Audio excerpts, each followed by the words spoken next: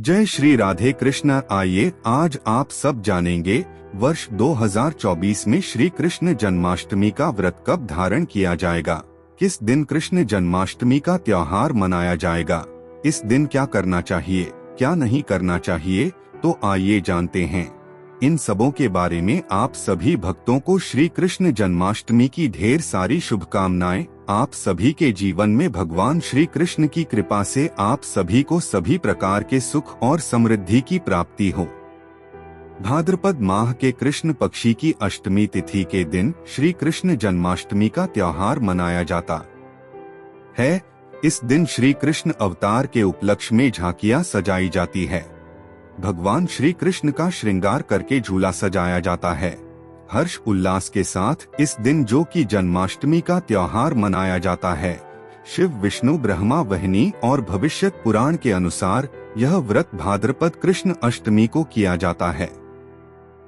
भगवान श्री कृष्ण का जन्म भाद्रपद कृष्ण अष्टमी बुधवार को रोहिणी नक्षत्र में अर्धरात्रि के समय मथुरा के राजा कंस की जेल में वासुदेव जी की पत्नी देवी देवकी के गर्भ से 16 कलाओं से युक्त वृष के चंद्रमा में हुआ था। अधिकांश उपासक उक्त बातों को अपने अपने अभिष्ट चिंतन और वृद्धा दो भेद हैं। उदय से उदय पर्यंत शुद्ध और तदगत सप्तमी या नवमी से वृद्धा होती है।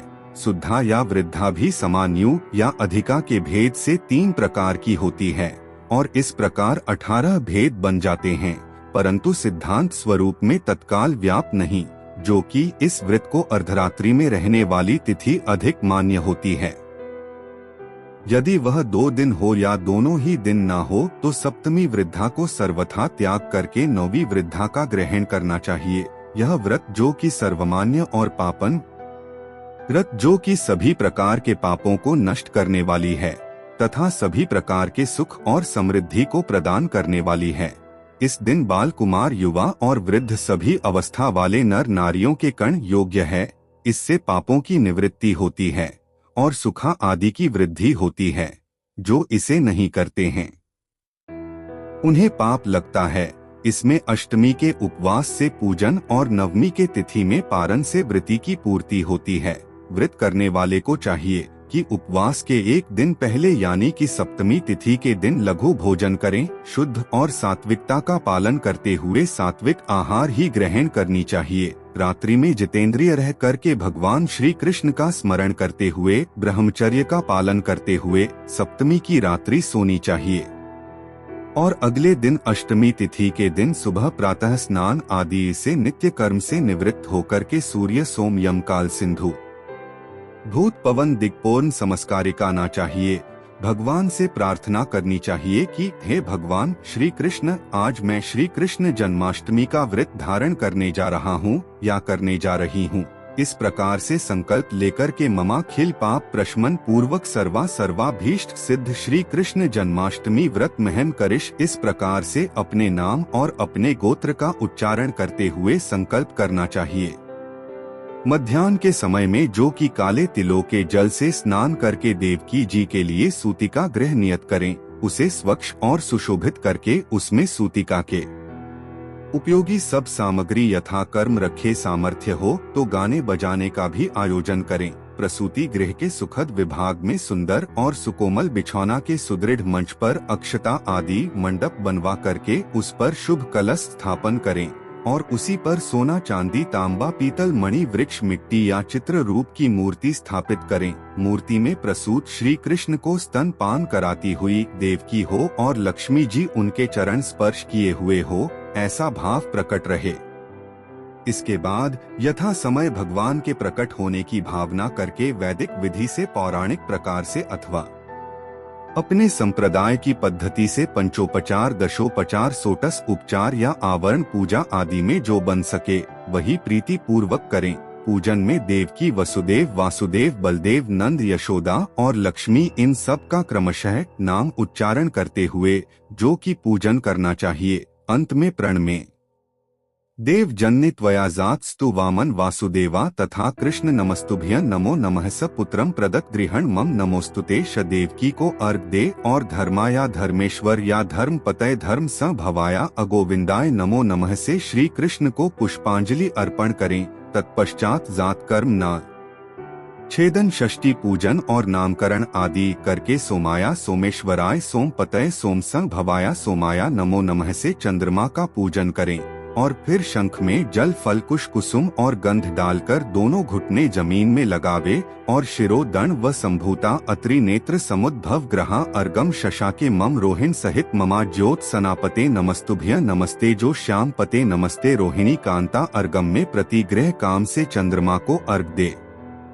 और रात्रि के शेष भाग को स्तोत्र पाठ आदि करके कथा आदि श्रवण करते हुए भगवान नाम का स्मरण करते हुए बिताना चाहिए। उसके बाद दूसरे दिन यानी कि नवमी तिथि के दिन पूर्वाहन में यानी कि सवेरे पुनः स्नान आदि करके जिस तिथि या जिस नक्षत्र योग में व्रत किया हो उसका अंत होने पर व्रत का पारण करना चाहिए।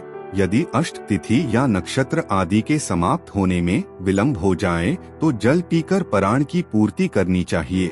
इस प्रकार दत्व को धारण करने से व्यक्ति के सभी प्रकार के पाप और ताप नष्ट हो जाते हैं तथा भगवान श्री कृष्ण की कृपा से सभी प्रकार के सुख और समृद्धि की प्राप्ति होती है। तो आइए अब जानते हैं जन्माष्टमी व्रत के शुभ मुहूर्त के बारे में। भाद्रपद मास कृष्ण पक्ष की अष्टमी तिथि प्रारंभ समय जो कि 25 अगस्त 2024 दिन रविवार रात्रि 3:04 और अष्टमी तिथि की जो समाप्ति है वह 26 अगस्त 2024 दिन सोमवार रात्रि 2:02। तो हमें रात्रि व्याप के अनुसार वृत्य के लिए जो समय प्राप्त हो रहा है वह समय सभी भक्तजन 26 अगस्त 2024 दिन सोमवार को व्रत धारण करेंगे और रात्रि में भगवान का पूरे विधि विधान के साथ पूजन करेंगे। 26 अगस्त को ब्रह्मा मुहूर्त का जो समय होगा वह समय सुबह 4:07 से सुबह 5:01 तक होगा। सूर्योदय का समय सुबह 5:26 और सूर्यास्त शाम 6:02 होगा। 26 अगस्त को राहुकाल का समय सुबह 7:01 से सुबह 8:04 तक होगा। राहु काल समय के दौरान कोई भी शुभ कार्य या नया कार्य नहीं करना चाहिए, यह लाभकारी नहीं होता है, इस बात का ध्यान रखें। अभिजीत मुहूर्त का समय सुबह 11:34 से दोपहर 12:24 तक होगा। 26 अगस्त को इस बार सर्वार्थ सिद्धि योग भी बन रहा है जो कि दोपहर 3:55 से अगले दिन सुबह 5:57 तक सर्वार्थ सिद्धि योग होगा। इन योगों में पूजन आदि का कार्य करना जो कि बड़ा ही पुण्य फलदायी माना गया है।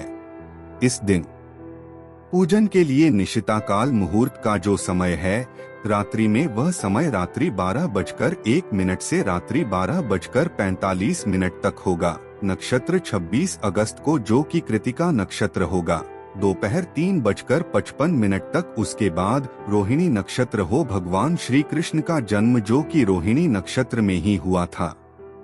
तो रोहिणी नक्षत्र की शुरुआत 26 अगस्त दोपहर 3:56 है। इस समय से शुरू होकर के रोहिणी नक्षत्र समाप्त जो कि अगले दिन यानी कि 27 अगस्त को दोपहर 3:38 पे रोहिणी नक्षत्र की समाप्ति है। 26 अगस्त को योग जो कि व्याघात योग होगा रात्रि 10:01 तक। उसके बाद पर्शन योग होगा। इस दिन सूर्य सिंह राशि में रहेंगे और चंद्रमा वृष राशि में रहेंगे। भगवान श्री कृष्ण का जन्म भाद्रपद में जो कि चंद्रमा के वृष राशि में ही हुआ था, तो इस बार यह भी एक बड़ा अच्छा संयोग बन रहा है। चंद्रमा जो कि वृष राशि में होंगे तो इस दिन भगवान का पूरे विधि विधान के साथ पूजन करना चाहिए। व्रत के दौरान शुद्ध और सात्विकता का पालन करना चाहिए, ब्रह्मचर्य का पालन करना चाहिए।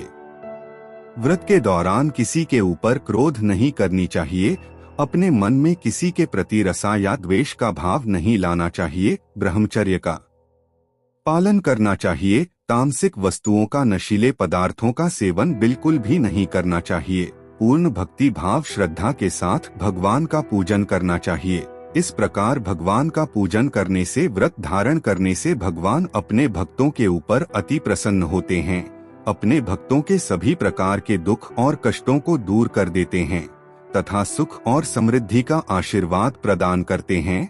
तो आशा करता हूँ कि यह जानकारी आपको अच्छा लगा हो। ऐसे ही ज्ञानवर्धक जानकारियाँ प्राप्त करते रहने के लिए, वृत पूजा के बारे में जानने के लिए, कथा को सुनने के लिए वीडियो को लाइक और चैनल को सब्सक्राइब कर बेल आइकन दबा ले। जल्दी मिलते अगले वीडियो के साथ, तब तक के लिए ध्यानबाद। आप दिन शुभ हो। राधे कृष्णा।